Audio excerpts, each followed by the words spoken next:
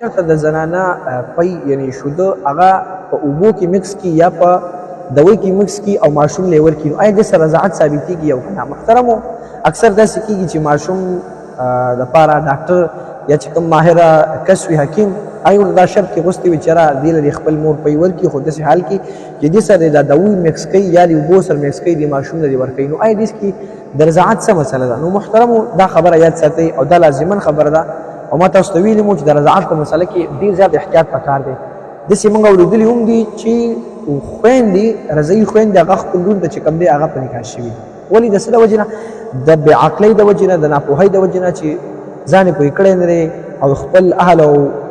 د دې خیال یې نه ساتلی او بلکې شعور یې پکې دغلته موضوع کار نه دی کړی تپوس یې چا نه کړی نه دی خو بهرحال محترمو که چېرته یو ماشوم داسې وي چې هغه خپل زنانه خپل پي وباسي هغه په اوبو کې یا چې کوم دی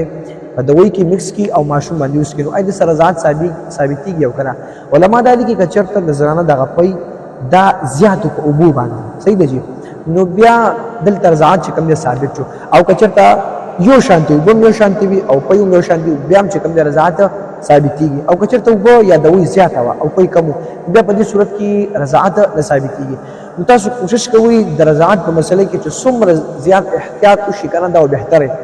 ځکه چې د رضاعت مسلې نن سبا دومره عامې شوي دي دومره عامې دي چې هر سړی بس ځان له چې کوم دی مفتي او عالم وایي بس هغه فتوا ورکوي کوشش کوئ چې د رضاعت مسلې راځي د خپل جومات چې کوم د جومات عالم مفتي شیخ الحدیث هغې نه چې کوم دی رجوع کوئ ابه چې کوم تاسو لار ښایي دغه صورت چې کوم ما ذکر کو درې صورتونه مې ذکر کړل یا به یو شانتي وي یا به زیات وي یا به کم یا برابر وي نو که چېرته زیات وو نو بیا رضاعت ثابتېږي که چېرته اوبه او پي یو شان دي بیا هم ثابتېږي که چېرته اوبه زیات او پي کم بیا نه ثابتېږي نو کوشش وکړئ دا مسله خپله واورئ او ملګرو سره هم چې کوم دی ثواب فرد باندې شیر کړئ دا صدقې جاریه ده الله رب العزت زموږ هر عمل د الله لپاره کړي واخر دعوانا الحمدلله رب العالمین